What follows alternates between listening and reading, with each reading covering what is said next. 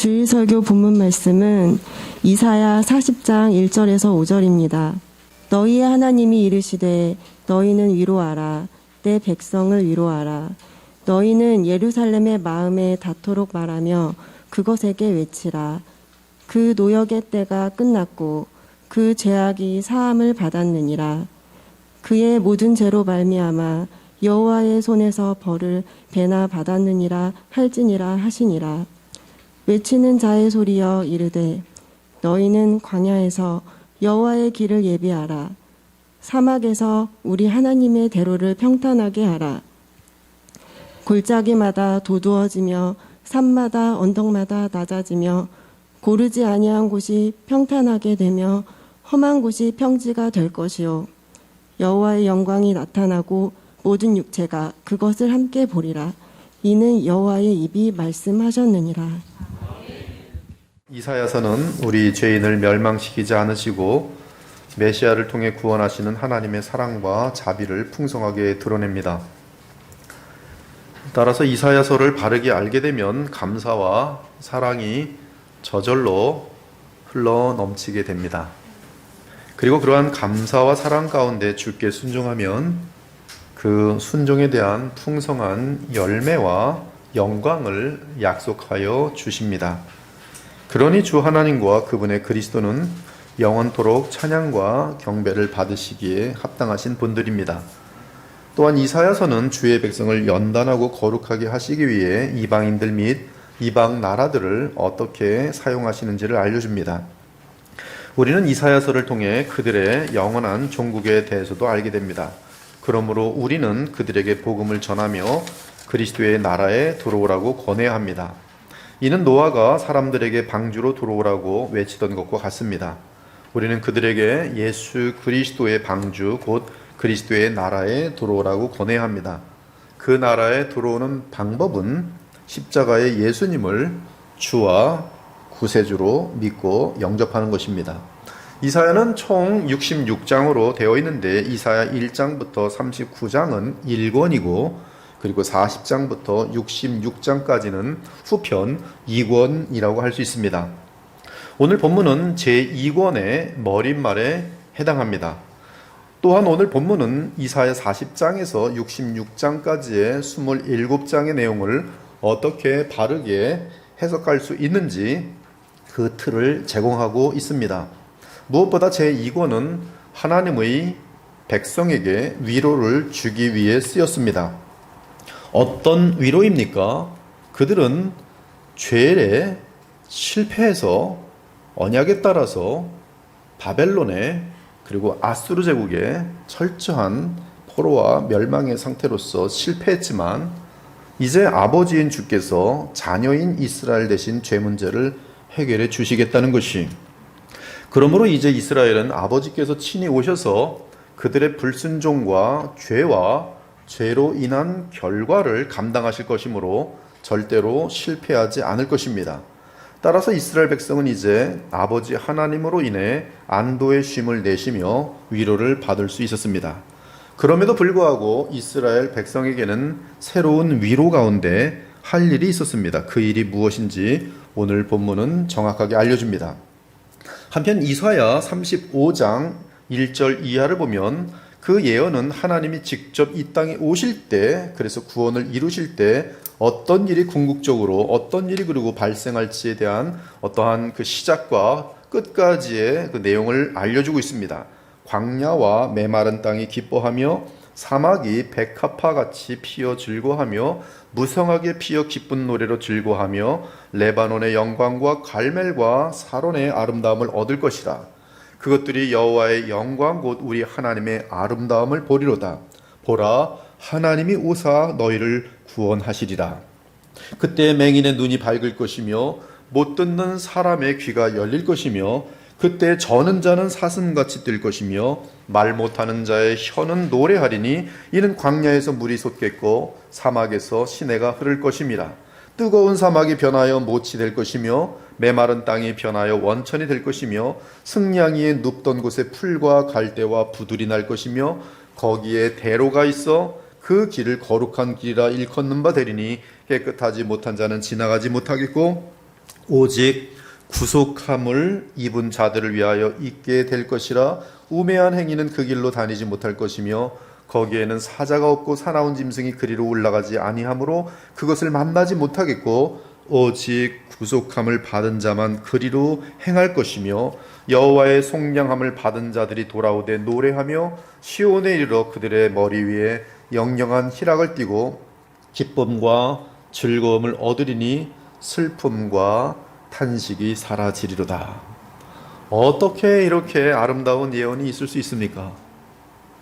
10번, 20번 읽어도 아름답고 고맙고 즐겁고 벅찬 예언이 이사야 35장.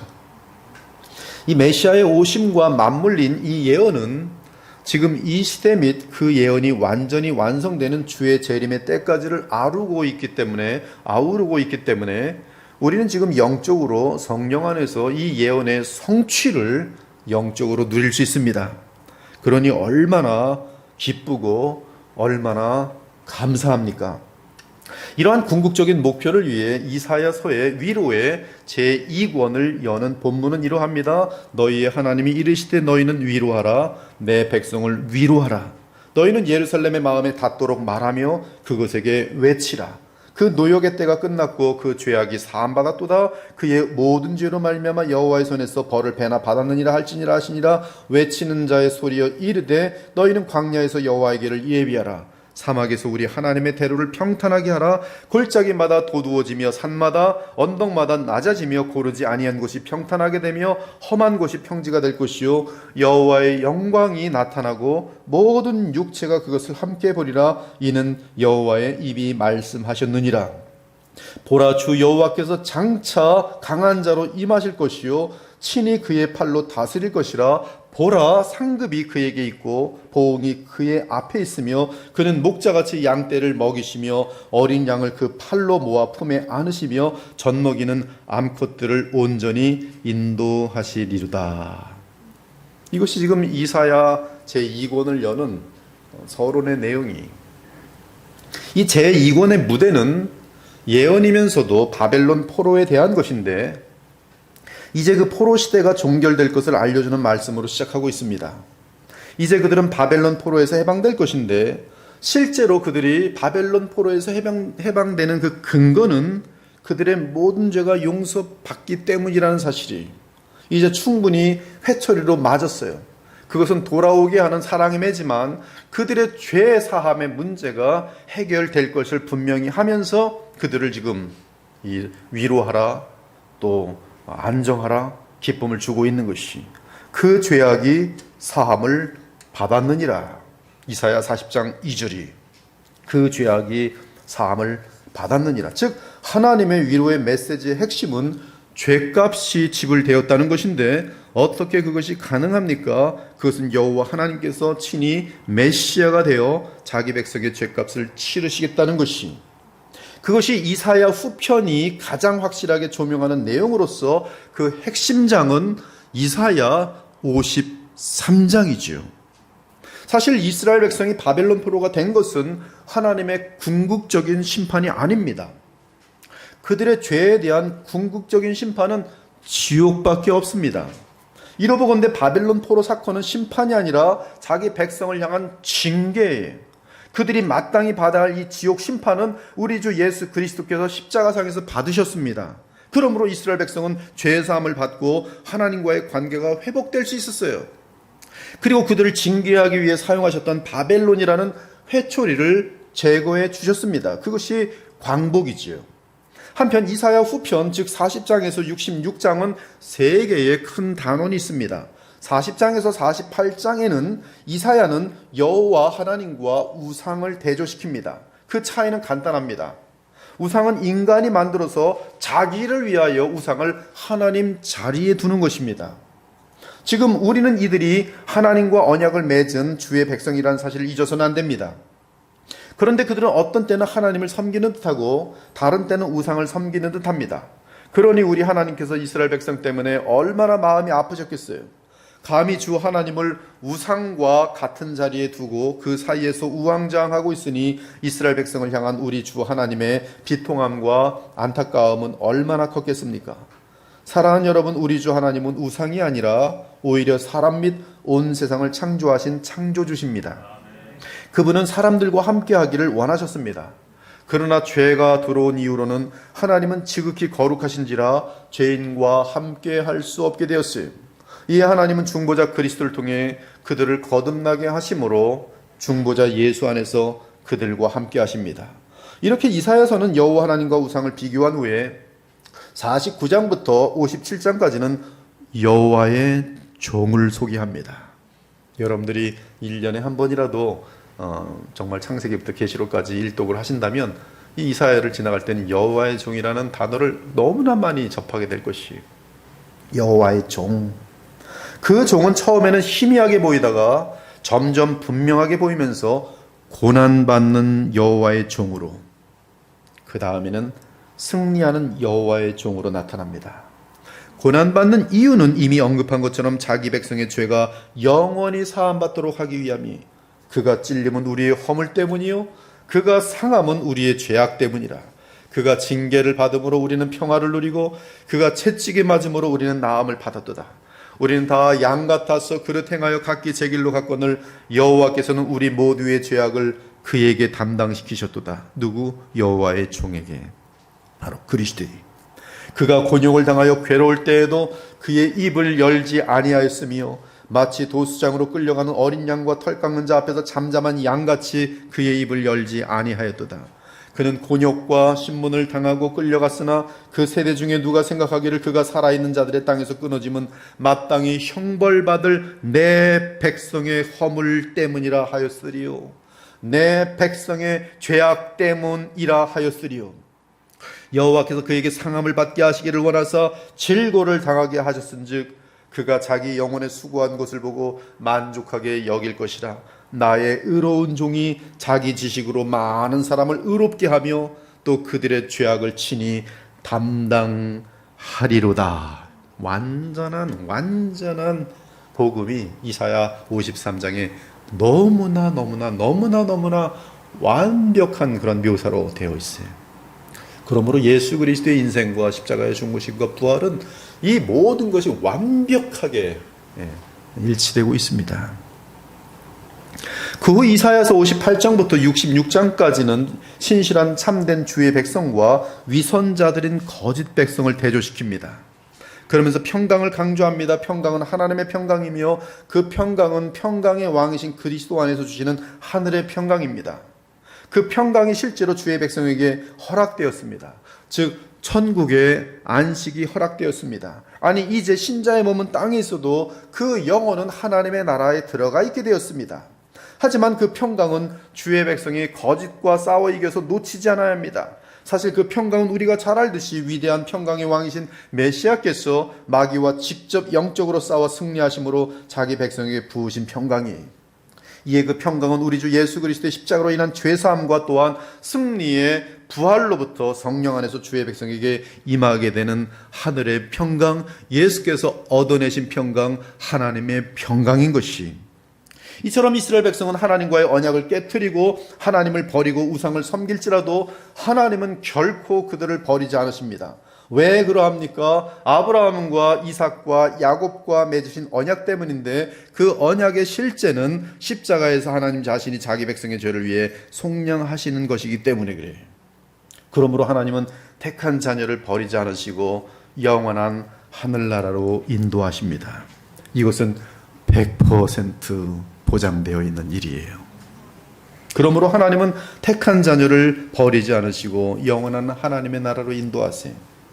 그 백성이 구약에 있든 신약에 있든 이스라엘 민족 안에 있든 아니면 온 세상 나라와 민족에 있든 하나님은 반드시 보존하셔서 그리스도 안에서 죄를 사하여 주시고 회복시켜 주시는 것이. 그러므로 우리의 본문 5절에서 여호와의 영광이 나타나고 모든 육체가 그것을 함께 보리라고 선포합니다. 즉 말씀 하나님이신 성자께서 사람의 몸을 입고 오실 것인데 그 사건은 모든 육체를 위한 사건이, 한마디로 5절은 성육신하신 하나님 곧 성탄에 오신 우리 주 예수 그리스도를 말합니다. 이 사건은 너무나 위대한 역사적인 사건이 될 것이기에 여호와께서 이 말씀에 인을 치십니다. 이는 여호와의 입이 말씀하셨느니라.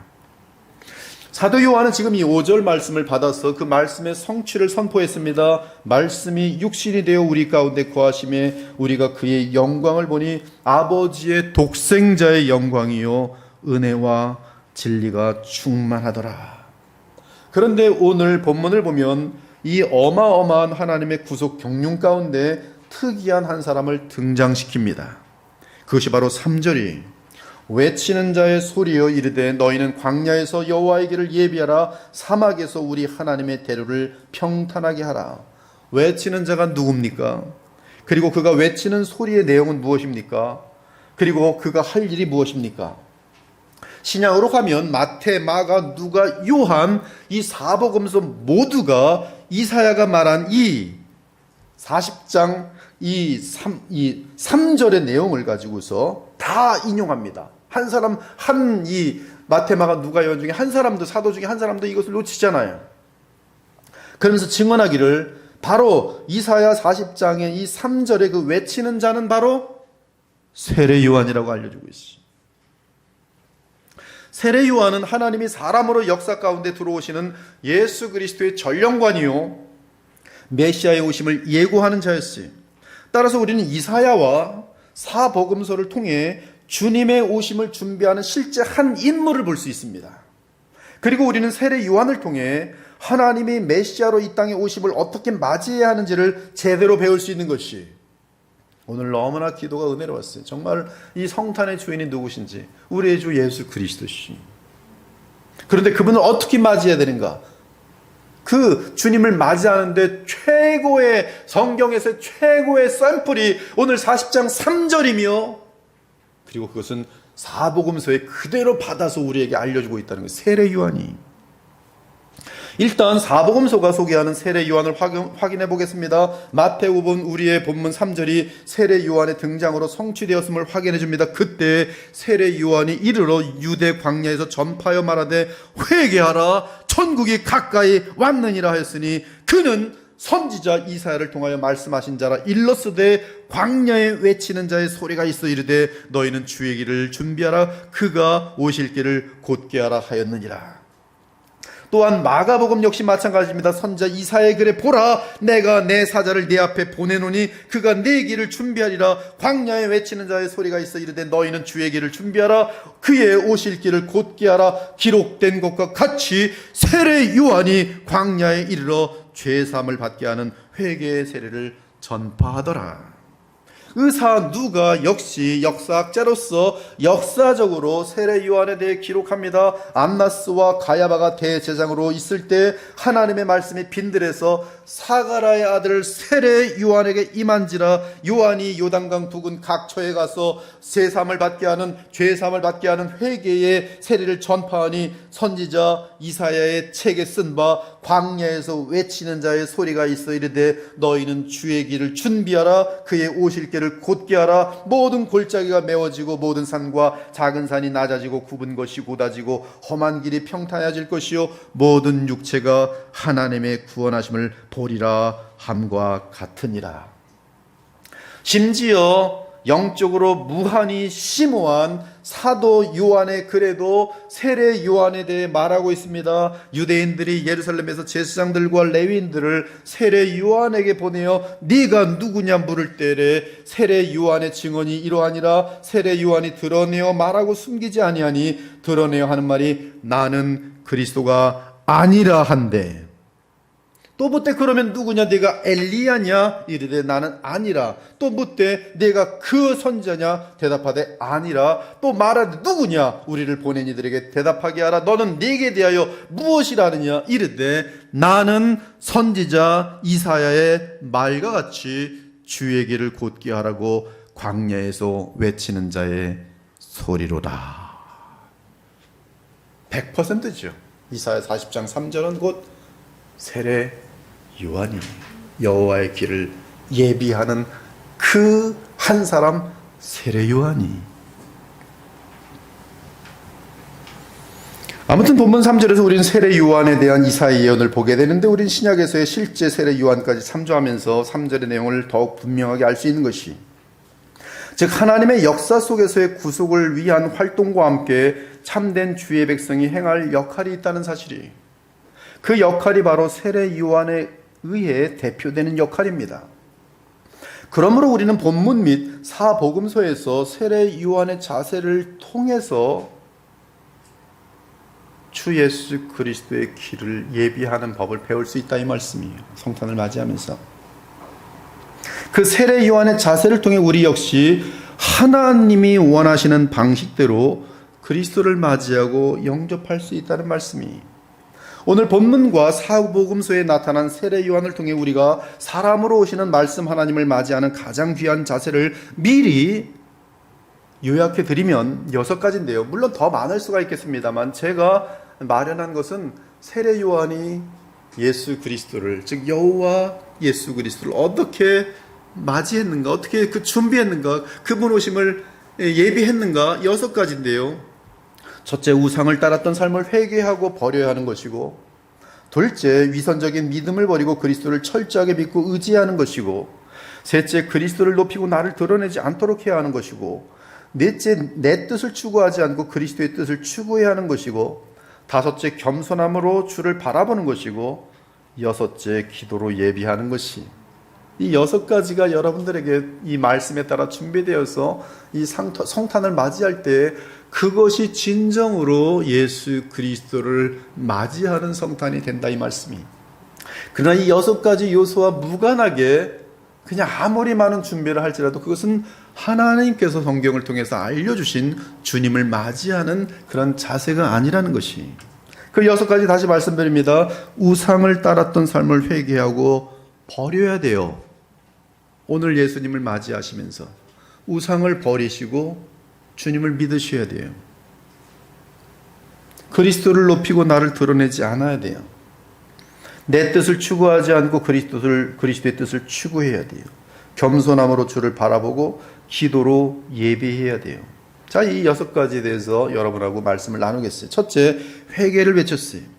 하나님보다 더 사랑하는 우상이 있다면 회개하고 그 우상을 제거하라고 외쳤어요. 그렇지 않으면 이미 도끼가 나무 뿌리에 놓였으니 좋은 열매를 맺지 아니하는 나무보다 찍혀 불에 던져지라고 경고했어요. 그러면서 신속히 그리스도께서 심판의 날에 재림하시기 전에 예수님을 영접할 것을 당부했어요. 그는 성령과 불로 너희에게 세례를 베푸실 것이요 손에 키를 들고 자기의 타작마당을 청하게 하사 알곡은 모아 곳간에 들이고 쭉정이는 꺼지지 않는 불에 태우시리라. 둘째, 예수 메시아의 오심을 알리며 그분을 믿으라고 외쳤어요. 믿는다는 것은 그리스도를 따르는 것입니다. 그분의 지시를 따르는 제자가 되라고 세례 요한은 외쳤어요. 예수 그리스도의 지시를 따르는 제자가 되라. 셋째는 메시아가 누구시며 그분의 역할이 무엇인지 알려주었어요. 나는 그의 신발끈을 풀기도 감당하지 못하겠노라. 이튿날 요한이 예수께서 자기에게 나오심을 보고 이르되 보라, 세상 죄를 지고 가는 하나님의 어린 양이로다. 내가 전에 말하기를 내 뒤에 오는 사람이 있는데 나보다 앞선 것은 그가 나보다 먼저 존재하였음이라. 나보다 먼저 계심이라 한 것이 이 사람을 가리킴이라. 즉 영원한 하나님이시라 이 말씀이. 내가 보고 그가 하나님의 아들이심을 증언하였느니라. 이 하나님의 아들이 누군가 보라, 세상 죄를 지고 가는 하나님의 어린 양이로라.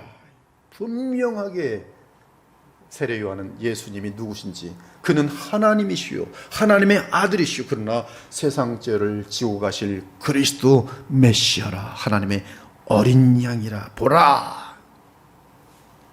넷째는 자신은 단지 광야의 소리요 그 소리가 지적하는 분이 바로 주인공이라고 외쳤어요. 따라서 세례 요한은 예수님을 그의 원래 제자들에게 알려주며 그들을 예수께로 보냄으로 그의 사명을 다합니다. 그는 흥하여야 하겠고 나는 쇠하여야 하리라. 그는 흥하여야 하겠고 나는 쇠하여야 하리라. 여러분, 오늘 성탄을 맞이하면서 주님을 가장 기쁘시게, 주인공이신 그분을 가장 기쁘시게 맞이하는 것은 주님 저를 감춰주시고 주님만이 홀로 영광 받으시옵소서. 이 자세가 보통 귀중한 것이 아니에요. 저 역시 마찬가지로 이 자리에 올라와서 오직 주님만 드러나시고 저는 감춰주셔서 그 깊은 정신으로 이 말씀을 증거하고 있다면 지금 저는 성탄을 주님이 원하시는 뜻대로 맞이하고 있는 것이. 왜? 세례 요한이 여호와의 길을 예비하는 데 있어서 주는 흥하여야겠고 나는 쇠하여야 하리라. 오늘 우리는 세례 요한에 대한 우리 주 예수 그리스도의 평가를 늘 기억해야 합니다. 이러한 세례 요한에 대해서 주께서 평가해 주셨어요. 옳다, 내가 너희에게 이르노니 세례 요한은 선자보다 더 나은 자니라. 기록된 바 보라, 내가 내 사자를 네 앞에 보내노니 그가 내 길을 내 앞에 준비하리라 하신 것이 이 사람에 대한 말씀이니라. 정확하지요? 예수께서 친히 이 세례 요한이 이사야 40장 3절 그 사람이니라. 내가 진실로 너에게 말하노니 여자가 낳은 자 중에 세례 요한보다 큰 이가 일어남이 없도다. 어마어마한 칭찬이, 어마어마한 기쁨의 표시. 이처럼 세례 요한은 자신은 빛이 아니라 빛을 가리키는 손가락일 뿐이고 메시아가 아니라 메시아의 길을 예비하는 종이었습니다. 그는 자신이 구원의 길이 아니라 그 길을 닦는 심부름꾼이요 종이라는 사실을 명심하였습니다. 자기 자신은 그 선자나 또는 그 말씀이 아니라 그 선자의 말씀을 전하는 소리일 뿐임을 항상 의식하고 있었어요. 따라서 그는 교만하여지거나 거만해져서 자기 자신을 과대평가하는 일이 없었습니다. 그는 늘 하나님께서 자기에게 맡기신 사명을 기억하는 가운데 주께서 정하신 선을 넘지 않았어요. 세례 요한이 외칩니다. 나는 선지자 이사야의 말과 같이 주의 길을 곧게 하라고 광야에서 외치는 자의 소리로다. 그는 흥하여야겠고 나는 쇠하여야 하리라. 우리 역시 성탄을 맞이하며 세례 요한의 정신을 가져야 할 것입니다. 부르심에 순종하고 광야에 나아가 그리스도의 길을 예배해야 할 것입니다. 주께서 다니실 수 있는 대로를 광야에서 마련해야 할 것이요. 사랑하는 여러분, 하나님은 구원의 길을 친히 홀로 하십니다. 구원의 일을 친히 홀로 하세요. 하지만 남은 자를 사용하기를 기뻐하십니다. 이는 그들의 도움이 필요해서가 아니라 하나님의 홀로 하시는 무한한 영광스러운 일에 동참하는 영광을 주시는 것이, 즉 남은 자는 창조주요 구속자이신 주 하나님께 가장 영광스럽고 보람된 영원한 일에 쓰임받는 영광을 얻게 되는 것이. 그래서 이사야서에는 남은 자 개념이 굉장히 강합니다. 주님 오실 때는 세례 요한을 대표로 하는 남은 자들이 예수님을 영접했어요.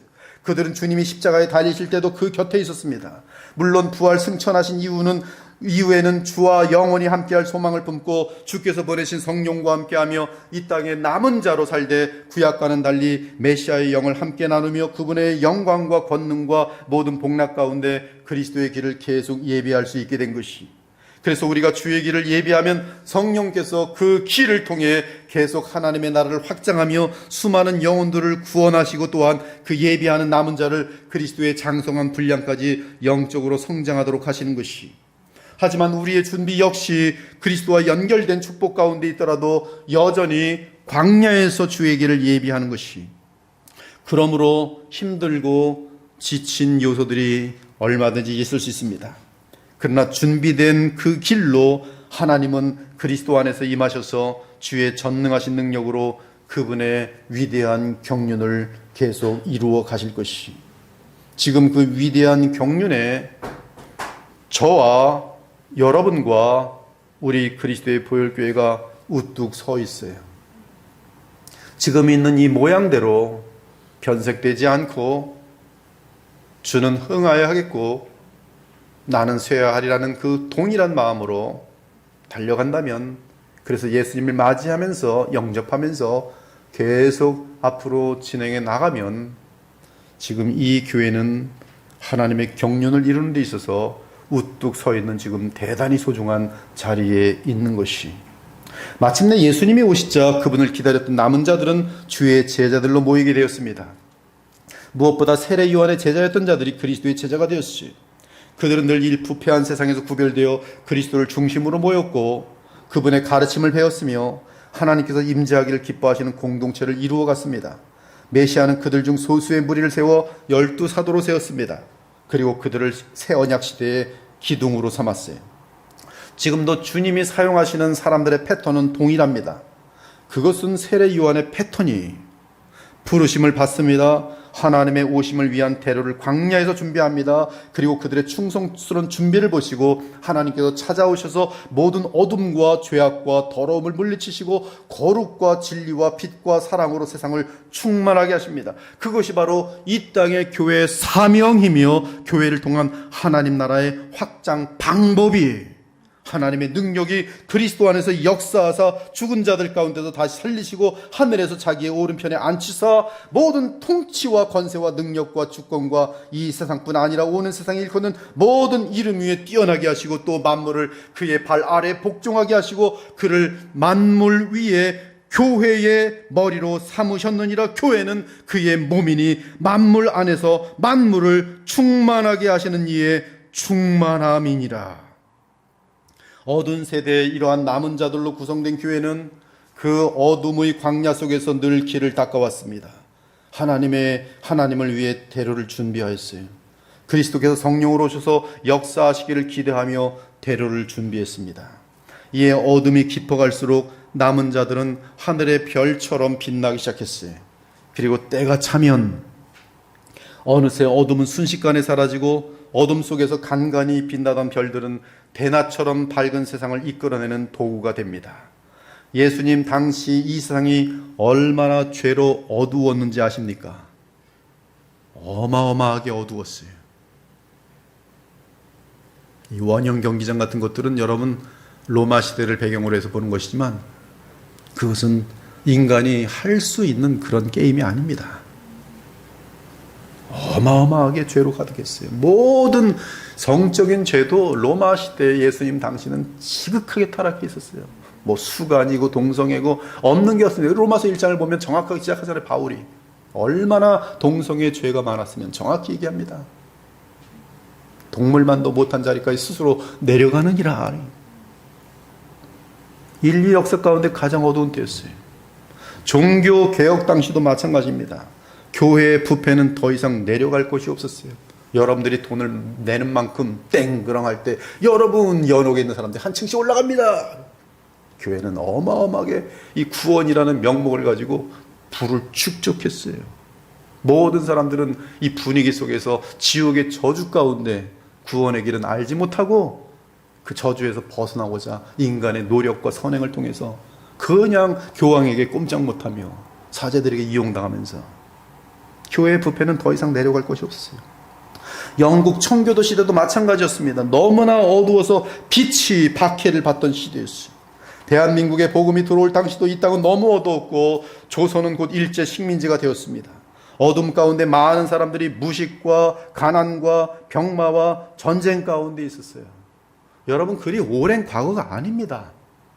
100년 전으로만 거슬러 올라가십시오. 그때 찍어놓은 사진들이 혹시 좀 보십시오. 그렇게 그런 거지가 없어요. 거지 나라였습니다. 거지 나라. 1950년만 해도 전 세계에서 가장 꼴찌의 거지 나라 중에 하나가 이 대한민국이었어요. 그러나 조선시대는 더 했습니다. 흉년도 많았고 사람들이 일반적으로는 사는 삶이 40살, 50살 그 이상을 넘지 못했어요. 50살 정도면 그냥 지금 볼 때 한 90살 정도에 늙어보는 그런 모습으로 살았어요. 그것이 그리 과거의 오랜 과거가 아니란 말이에요. 지금 그 복음이 퍼지자 공산괴뢰가 복음을 무너뜨리려고 하였습니다. 그러나 남은 자들은 끝까지 말씀과 기도 가운데 주의 오심을 준비하였습니다. 자신들을 감추고 오직 주의 영광을 높이며 바랐습니다. 이에 하나님은 이 땅 대한민국에 참된 복음의 교회를 통해 많은 빛을 비추어 주셨어요. 그러나 어느새 다시 어둠 속으로 들어가고 있습니다. 지금 이 땅의 교회는 중세 시대를 닮아가고 있어요. 즉 영적으로 너무 어두워서 그리스도가 거의 높임을 받고 있지 못합니다. 앞으로 코로나와 함께 온 세상이 어떻게 될지 전혀 알 수 없습니다. 막연하게 하나님의 역사를 기대하면 안 돼요. 우리는 하나님이 어떠한 삶을 기뻐하시는 줄 알고 그쪽으로 회전하지 않으면 어떤 모습이 될지 알 수 없어요. 여러분들도 예외가 아닙니다. 오늘 성탄주일인데도 코로나로 인해 온 교회가 심각한 장애를 겪고 있어요. 그래도 대한민국은 지금 좀 낫습니다. 성탄절인데 예배 드릴 수 없는 곳이 지금 이 지구상에는 너무나 많아요. 그러나 지금 이러한 때에 조용히 준비하는 구루터기 같은 교회가 있습니다. 바로 그리스도의 보혈교회. 그리고 그리스도를 머리로 모신 이 교회를 저와 여러분이 구성하고 있는 것이, 성경적인 원칙은 인류 역사상 단 한 번도 어겨진 적이 없습니다. 즉 남은 자들이 하나님의 역사를 위해 그리스도를 바라며 광야에서 대로를 준비하면 하나님께서 그리스도를 통해 인류 역사 가운데 빛의 역사를 나타내시는 것이, 그 내용은 우린 성경에서도 발견할 수 있는데 바로 사사기입니다. 사사기를 보면 어둠으로 치닫습니다. 이 사이클이 반복되면서 더 어둠으로 치닫고 있어요. 결국 이스라엘 백성은 세상과 거의 구별이 없는 어둠 그 자체가 되었습니다. 회복된다는 것은 인간의 눈으로 볼 땐 불가능합니다. 하지만 하나님은 이 어마어마한 죄악이 진행되고 있을 때 아주 작은 마을에서, 베들레헴에서 보아스를 준비하고, 이방 나라에서 암몬 모압 여자 룻을 준비해 작은 빛이 준비됩니다. 그 빛은 누구를 위한 빛입니까? 그렇습니다. 다윗 왕이. 그러므로 다윗이 왕이 된 후로는 사사기의 죄악의 사이클이 차단됩니다. 그 밝은 빛이 드러나는 이스라엘 나라를 볼 수 있어요. 하지만 다윗은 영원한 나라의 왕이신 그리스도를 예표하는 사람일 뿐이었습니다. 죄인일 뿐이었어요. 그리고 마침내 그리스도께서 이 땅에 오셨습니다. 그분은 사람에게서 오신 것이 아니라 여호와 하나님 그분이셨어요. 그러므로 우리는 이미 그리스도의 영 안에서 완전한 승리를 얻은 상태에 있습니다. 누가 전능하신 하나님을 이길 수 있습니까? 하지만 이 세상은 여전히 광야이기에 계속 그리스도의 영이 마음껏 역사하실 수 있도록 우리는 주 안에서 이 광야 같은 세상에서 주의 대로를 계속 준비하는 것이, 물론 이미 만유의 주 예수 그리스도를 의지하는 믿음 안에서 우리의 승리는 보장되어 있어요. 다섯째로, 우리는 겸손으로 그리스도의 길을 예배합니다. 세례 요한은 하나님께로부터 특이한 훈련을 받은 자예요. 그는 수천 년 동안 주의 백성들이 기다려왔던 메시아를 맞이하게 된 구약의 마지막 선지자였습니다. 그는 주의 백성으로 하여금 마침내 이 땅에 오시는 메시아를 맞을 준비를 시켜야 했어요. 그는 그 사명을 감당하기 위해 주 하나님으로부터 특별한 훈련을 받았습니다. 그 훈련은 전혀 세상에 물들지 않는 훈련이고, 또한 세상과 타협하지 않는 훈련이에요. 그는 광야에서 외치는 자의 소리가 되어 하나님께서 맡긴 주의 말씀을 그대로 전해야 하는 마지막 선지자였습니다. 따라서 그의 삶은 세상을 본받지 않았으며 이를 위해 강인한 의지와 분별력을 갖기 위한 특별 훈련을 받았어요. 그 훈련은 광야 훈련이었습니다. 사랑하는 여러분, 그리스도의 보혈교회가 앞으로 하나님이 사용하시는 아주 굉장히 위대하고 아름다운 교회로 나아갈 때에 광야 훈련이 있을 것이, 광야 훈련은 여러분 각 개인에게 또 있을 것이, 그것은 뭐냐면 세상을 물들지 않도록 하는 훈련이, 세상에 가까이 갔더니 다 망하게 하는 훈련이, 주님께 돌아왔더니 주님께서 공급하여 주신 훈련이, 놀라운 훈련이 여러분들에게 있어요. 그것이 광야 훈련이. 그는 광야에서 오랫동안 홀로 지내며, 여러분들 중에도 홀로 지내야 될지도 몰라요. 세례 요한처럼 그의 사역을 준비해야 됐어요. 그는 메뚜기와 석청을 먹으며 이 세상에서 배부르게 먹고 사는 삶이 아니라 근근히 살아가면서 깊은 광야에서 주 하나님과 교제하였어요. 그는 광야에서 자신을 내세우거나 자기 주장을 하는 것을 내려놓는 겸손을 배웠으며, 그래야 겸손 배워요. 겸손은 그냥 배워지는 것이 아니라 광야를 지난 자들만 배우는 대단히 영원한 복이 하나 있는데 바로 겸손이. 그러므로 여러분들 인생이 광야라면 미리 감사하세요. 겸손을 훈련시키고 있는 것이고, 그리고 그 과정이 끝나면 세상과 타협하지 않고 세상에 물들지 않을 수 있는, 그래서 하나님께서 세례 요한처럼 그리스도의 오실 길을 마련하고 예비하는 데 사용하실 위대한 도구로 준비시키는 과정인 것이, 그 제일 중요한 요소가 겸손이 없는 사람은 주님이 사용하지 않아요. 하나님의 나라에서 쓰임받을 수 없어요. 누구든 예외가 없어요. 저 또한 마찬가지. 어느 순간에 교만이 싹 트는 순간 하나님께로부터 버림받도록 되어 있어요. 우리 교회에 누구도 예외가 없어요. 오직 겸손만이, 나는 죽고 그리스도만이 높아지길 원하는 진실한 마음이 유지될 때만이 그는 그리스도를 맞이할 것이며 그리스도는 그 마음속에 성령으로 충만히 거할 것이며 그로 하여금 하나님은 빛을 모든 사방으로 비추기 시작하실 것이 세상과 명예와 영광과 타협하지 않고 주의 말씀을 그대로 전하는 훈련을 세례 요한은 받았던 것이, 따라서 요한의 겸손의 비밀은 광야에서 주님과 오랫동안 그리고 깊게 교제하는 훈련을 쌓은 데 있었어요. 이러한 훈련을 받고 통과함으로 세례 요한은 겸손함으로 그리스도의 길을 예비할 수 있어요. 세례 요한이 대답하여 이르되 만일 하늘에서 주신 바 아니면 사람이 아무것도 받을 수 없느니라.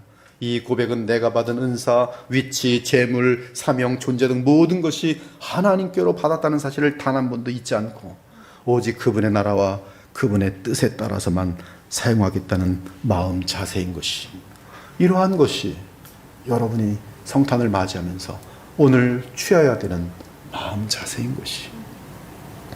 사랑하는 여러분, 하나님의 사랑은 십자가에서 나타났습니다. 객관적으로 드러나 입증된 하나님의 사랑을 우리의 안경으로 삼아서 세상을 볼 수 있어야 합니다. 즉 그리스도의 십자가를 통해 세상을 바라볼 때 우리는 세례 요한의 마음을 가질 수 있는 것이, 그 십자가 안에서 하나님의 사랑을 보며 이 어두운 세상을 향해 판단보다는 사랑의 손을 내밀 수가 있는 것이, 광야에서 주의 길을 예비하는 것은 이 어두운 세상을 버리지 않고 이 어두운 세상이 싫어서 속세를 떠나서 저기 굴 속으로 들어가는 것이 아니라 오히려 광야에서 준비되면 죄가 많고 어두운 그곳으로 가서 빛이 되어야 돼요. 미움 속으로 들어가서 사랑을 보여줘야 돼요. 그것이 하나님을 예비하는 자들의 모습인 것이, 즉 광야에서 주의 길을 예비하는 것은 어두운 이 세상을 버리지 말고 그곳에서 세례 요한처럼 살라는 것이, 그러면 그 결과는 어둠 속에 광명이 떠올라 비친다, 이 말씀이. 이 원칙은 예외가 없으니 우리 그리스도의 보혈교회가 이렇게 그리스도를 높이고 있으므로 분명히 주님의 방법으로 이 시대와 역사 가운데 광명처럼 떠올라 쓰임받을 것이, 이것이 여호와의 길을 예비하는 복음의 사람들의 겸손이 더 낮아지기 바랍니다. 더 여러분 자신을 십자가에 못 박아 죽이기 바랍니다. 오직 그리스도로 생각하고 그분을 위해서만 살기 바랍니다. 그것이 성탄을 맞아 가장 주님을 기쁘게 영접하는 모습이. 하지만 이 겸손한 성품은 오직 하나님의 성품을 바르게 할 때 생겨납니다. 여러분 혹시 성경을 읽으면서 성경을 읽다가 시험 드는 적 있습니까? 그것은 성경을 통하여 하나님의 성품을 오해하게 만드는 여러분의 육적인 생각이 들어와서 그런 것이, 성경을 바르게 연구하면 하나님의 성품이 보여요. 하나님의 성품 앞에 무릎 꿇게 되어 있어요.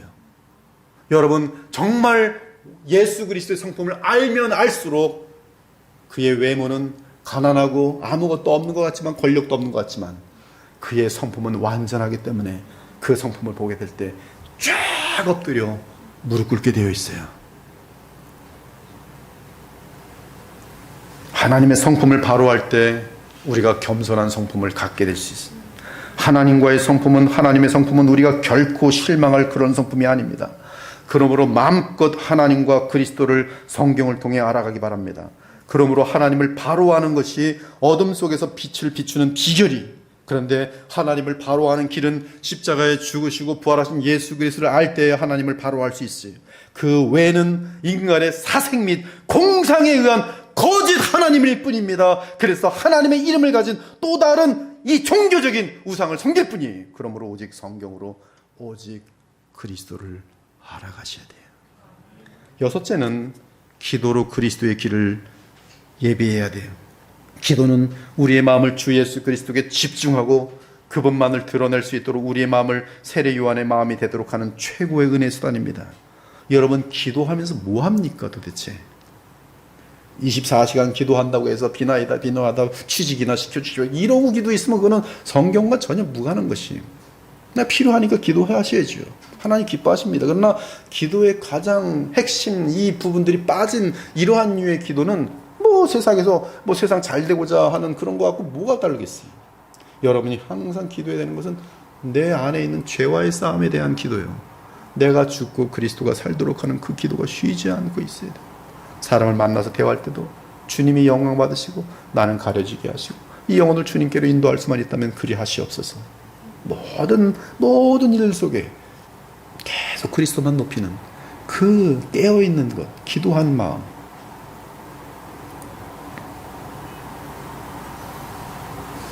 우리의 마음을 주 예수 그리스도에 집중하고 그분만을 드러낼 때 우리 마음을 세례 요한의 마음에 되도록 하는 최고의 은혜 수단이 기도예요. 하나님과 거룩한 교통을 나누는 신자의 특징은 쉬지 않고 도구 기도를 드리는 것입니다.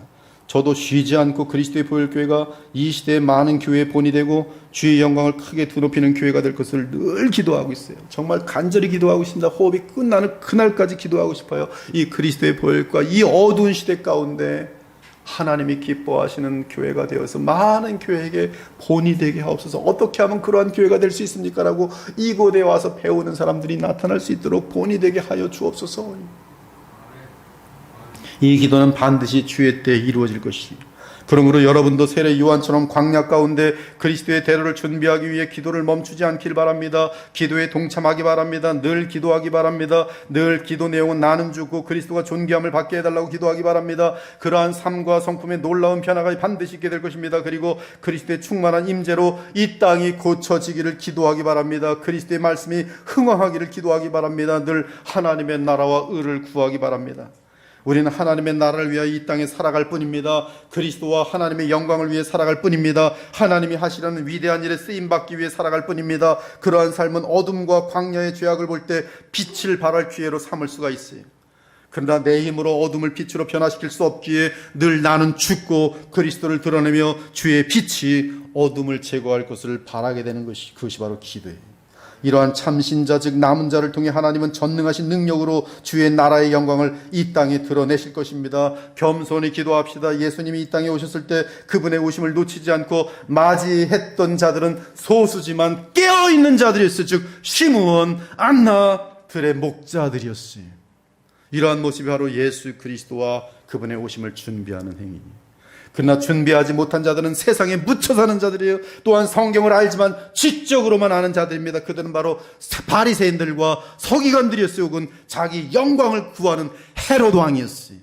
이 예수께서 말씀하셨습니다. 요한이 의의 도로 너희에게 왔거늘 너희는 그를 믿지 아니하였으되 세리와 청년은 믿었으며 너희는 이것을 보고도 끝내 뉘우쳐 믿지 아니하였도다.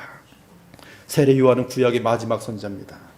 그러면서 구약의 선지자들 전체의 메시지가 무엇이었는지 요약하여 줍니다. 그것은 바로 외치는 자의 소리로서 광야에서 여호와의 길을 예비하는 것이니 바로 우리에게 오시는 하나님, 바로 예수 그리스도의 길을 예비하는 것이 그의 사명이었어요.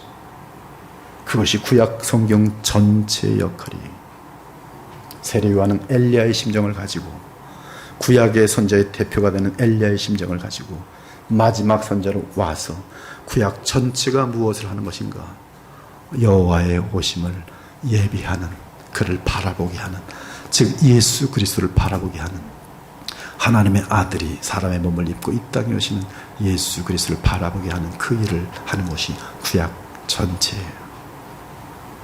그러므로 우리는 모든 성경에서, 특히 구약에서 늘 그리스도를 볼 수 있도록 하나님의 말씀을 배우고 또 주님을 발견하면 그를 높여하는 것이, 오늘 2021년 성찬을 맞이하면서 주의 오심을 예비했던 구약의 마지막 선지자의 자기 눈으로 직접 메시아를 본 세례 요한을 살펴보았습니다. 그러면서 이 어두운 시대에 우리 참된 신자들이 어떻게 성찬을 준비하는지 살펴보았어요. 이 자리에 계신 모두가 오직 그리스도를 높이고 자신은 감추어지는 겸손함으로 호흡 마치는 그날까지 주의 재림을 예비하며 살아가기를 우리 주 예수 그리스도의 이름으로 축원합니다. 아멘. 주 하나님 감사합니다. 오늘 예수 그리스도를 기쁘게 맞이하는, 하나님이 보시기 기쁘게 맞이하는, 우리 주님 보시기 기쁘게 맞이하는 6가지의 세례 요한의 삶의 자세를 보면서 저희들이 본받았습니다. 주께서 주신 말씀, 주의 성령으로 감화 감동하셔서 이 말씀들이 우리의 마음과 삶에 이루어질 수 있도록 역사하셔서 하나님이 이루시려는 그 위대한 일들에 동참되어지는 복을 허락하여 주시옵소서. 살아계신 우리 주 예수 그리스도의 이름으로 기도합니다. 아멘.